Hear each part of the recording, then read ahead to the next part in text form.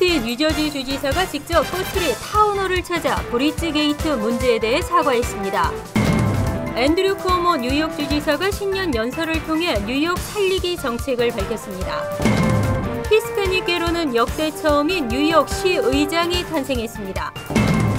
뉴저지 한인회가 2014년 새해를 맞아 실무 위주의 다양한 봉사 계획을 발표했습니다. 폭한으로 나야가라 폭포가 꽁꽁 얼어붙으면서 관광객들이 늘고 있습니다. 이상은 이 시각 주요 뉴스입니다. 여러분 안녕하십니까? KBN 뉴스입니다. 크리스 크리스티 뉴저지 주지사의 대권 행보에 빨간불이 켜졌습니다. 조지 워싱턴 브리지 차선 3개가 폐쇄되면서 교통 대란이 일어났던 지난해 일을 두고 일명 브릿지 게이트로 민주공화당의 공방전이 오가고 있는데요. 문제가 확대되자 크리스티 주지사가 직접 포트리 타운홀을 찾아 사과했습니다. 금홍기 기자가 취재했습니다. 지난해 9월 뉴저지 포트리는 최악의 교통대란을 겪었습니다.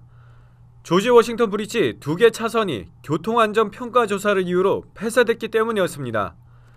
어제 공개된 크리스티 주지사의 핵심 참모인 브리지트 앤 켈리 부보좌관이 조지 워싱턴 브리지 운영기관인 해운 항만청 관계자에게 보낸 이메일에는 포트리에 교통 문제를 일으킬 때가 됐다는 내용이 들어있었습니다. 주지사 선거를 앞두고 민주당 소속인 포트리 시장이 크리스티를 지지하지 않은 데 대한 보복으로 의미가 부여되면서 브릿지 게이트로 불려지며 공화당의 차기 유력한 대선 주자인 크리스티 주지사에 대한 비난의 목소리가 커졌습니다. 크리스티 주지사는 오늘 오전 트렌턴 사무실에서 기자회견을 열고 자신도 부보좌관의 행위에 당혹감을 느낀다며 사실을 인정했지만 이번 일은 자신이 전혀 몰랐다고 밝혔습니다. 또 포트리와 뉴저지 주민들에게 사과한다며 자세를 낮췄습니다. 크리스티 주지사는 오늘 오후에 직접 포트리 타운홀을 찾아 마크 소콜리치 시장 등 타운 관계자들과 비공개 미팅을 가졌습니다. 크리스티 주지사는 소콜리치 시장과의 미팅 내용을 묻는 기자들의 질문에 미팅 분위기는 좋았다라고 짧게 답변한 뒤 포트리를 떠났습니다. 차기 대선의 유력한 공화당 후보인 크리스티 주지사. 최근까지 각종 여론조사에서 압도적인 지지를 받아왔습니다. 뉴저지 검찰이 이번 사건에 대한 엄중한 수사를 예고하고 있어 크리스티의 대권 가도에 엄청난 악영향을 줄 것으로 보입니다. KBN 뉴스 금홍기입니다. 앤드류 쿠오모 뉴욕 주지사가 어제 신년 연설을 통해 세율과 일자리, 교육 등에 대한 의지를 밝혔습니다. 의료용 마리화나 사용 허용 입장도 공식 발표했습니다. 앤드류 쿠오모 뉴욕 주지사는 어제 신년 연설에서 먼저 주민과 기업의 납세 부담 완화를 언급하고 뉴욕의 높은 세금을 낮추겠다고 강조했습니다. 2년간 재산세 동결, 기업의 법인세도 현재 7.1%에서 6.5%로 낮추고 세입자들에게도 세금 크레딧을 제공할 계획입니다. 주지사는 또 경제 활성화의 핵심은 기업 유치를 위한 신규 일자리 창출이라고 피력했습니다. 큰 관심을 모았던 공교육 발전과 관련해서는 세계 최고의 교육 시스템 구축을 목표로 무상 종일 유아원 프로그램과 스마트 스쿨 이니셔티브를 시행하겠다고 발표했습니다.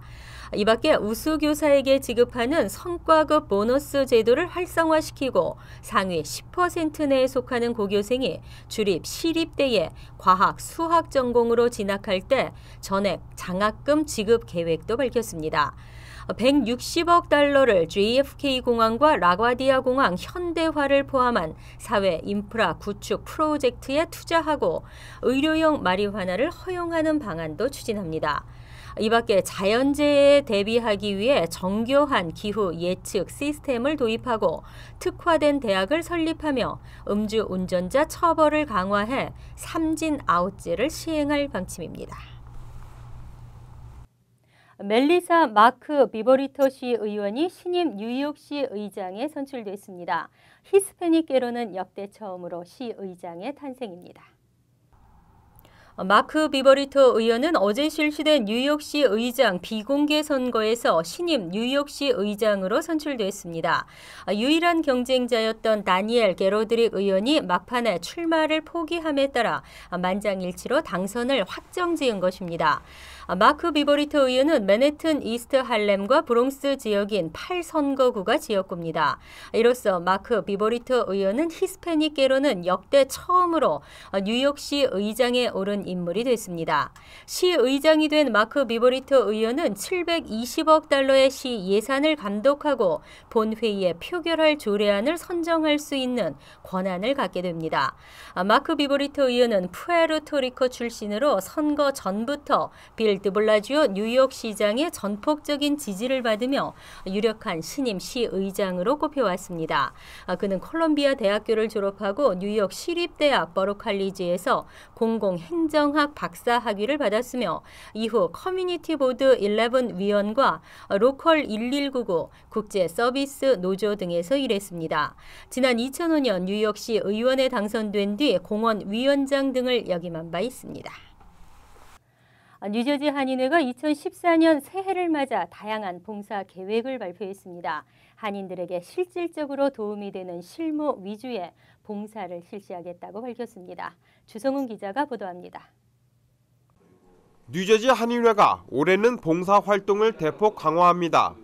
우선 다음 주부터 매주 월요일 저녁 7시에 뉴저지 한인회관에서는 메디케이드나 메디케어, 노인 아파트, 푸드 스탬프 같은 각종 사회보장제도, 대학 학자금 재정 보조, 세무와 관련된 무료 세미나 및 상담을 실시합니다. 특히 대학 합격 통지서가 날아드는 요즘 다음 주 월요일에 실시되는 대학 학자금 재정 보조 무료 세미나에 많은 학부모들의 관심을 당부했습니다. 학자금 자체가 어떤 식으로 지금 펩사를 어떻게 해야 될지, 물론 CSS 프로파일은 끝났지만 펩사를 어떻게 해야 되느냐, 그 펩사에 적는 내용 중에서 몇 가지 어려운 점이 있으면은 어떻게 자기들이 이거를 그 용어라든지 이런 선택을 할 수 없는데, 그날 오시면 아마. 또한 다음 달 세금 보고 기간을 맞아 2월 한 달 동안은 세금 보고 워크숍 및 저소득층을 위한 무료 세금 보고를 시행합니다. 무료 세금 보고 대상자는 싱글인 경우 연소득 2만 달러 이하, 가족은 연소득 4만 달러 이하로서 개인 사업자 및 주택 소유자는 제외됩니다.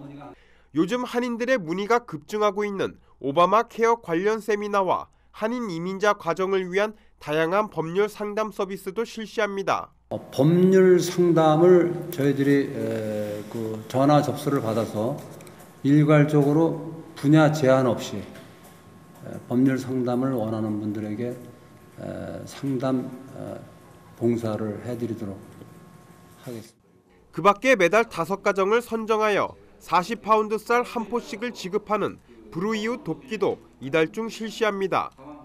매년 선발하는 뉴저지 한인회 장학생 선발은 올해 총 6명을 선발하였으며 다음 주 한인회관에서 시상식이 거행됩니다. KBN 뉴스 주성훈입니다. 취업이민 3순위 영주권 문호가 술술 풀리고 있습니다. 적체가 상당 부분 해소됐기 때문인데요. 하지만 가족 이민 부문은 별 진전 없이 주춤거리는 모습입니다. 2014년도 1월 영주권 문호에서 취업이민 3순위 우선 일자는 2012년 6월 1일을 나타냈습니다. 이는 2012년 4월 1일을 기록한 전월 우선 일자에서 2개월이 더 진전된 것입니다. 지난해 같은 기간과 비교하면 5년 3개월이나 빨라진 것입니다.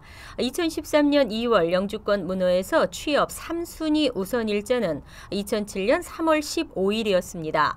취업이민 3순위의 이 같은 순조로운 진전은 2년 이상 장기간 적체됐거나 사전 판정을 마친 영주권 신청서들이 대부분 처리됐기 때문입니다.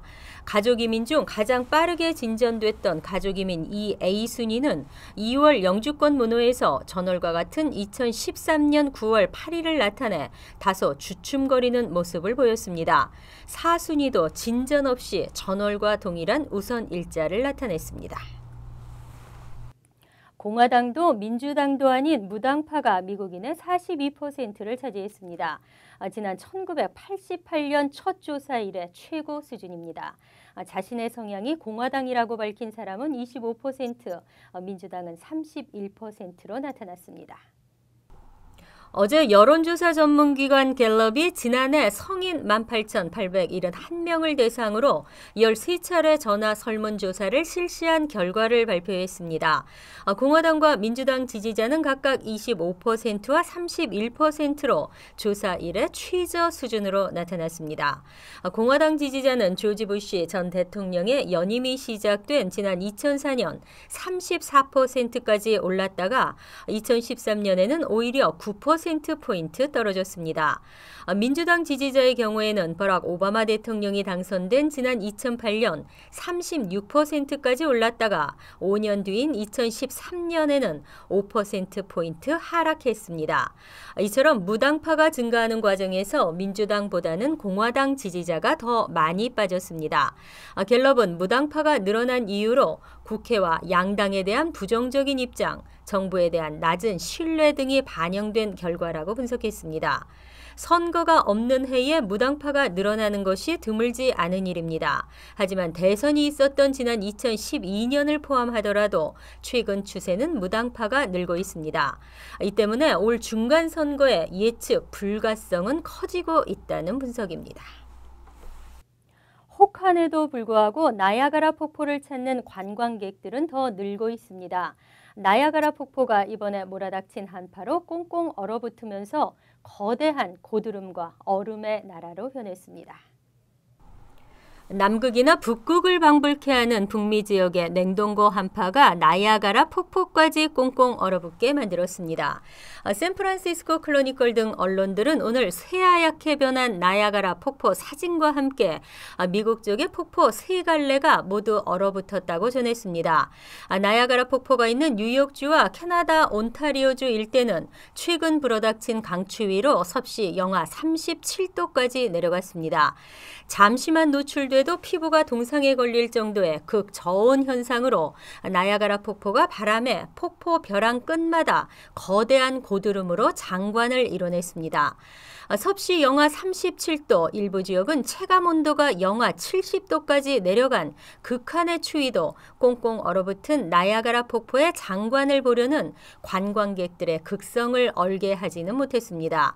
관광객들은 레인보우 브릿지 등 폭포 전망대에서 극소용돌이가 빚어낸 나야가라 폭포의 얼음 장관과 피어오르는 안개를 카메라에 담으려고 북적였습니다.